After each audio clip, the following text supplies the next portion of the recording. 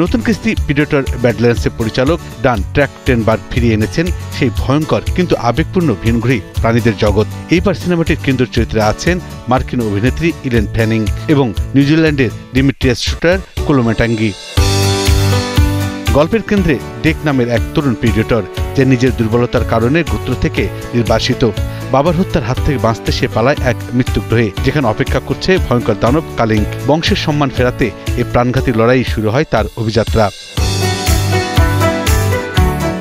পরিচালক বলেছেন, এটা শুধু লড়াই বা ভয়ের গল্প নয়, বরং এক মহাজাগতিক যোদ্ধার নিজের অস্তিত্ব বোঝার যাত্রা। প্রযুক্তি, দর্শন আর আবেগের মিশেলে তৈরি প্রিডেটর ব্যাডল্যান্ডস নিঃসন্দেহে ফ্র্যাঞ্চাইজির ভক্তদের জন্য এক ভিন্ন অভিজ্ঞতা। 7 নভেম্বর আন্তর্জাতিক মুক্তির দিনে স্টার সিনেপ্লেক্সে মুক্তি পেয়েছে সিনেমাটি। সিনেপ্লেক্স কর্তৃপক্ষের দাবি, বাংলাদেশের দর্শকও সারা পৃথিবীর দর্শকের পাশাপাশি বড় পর্দায় উপভোগ করতে পারবেন সিনেমাটি। বুলবুল আহমেদ জয়, 71, ঢাকা।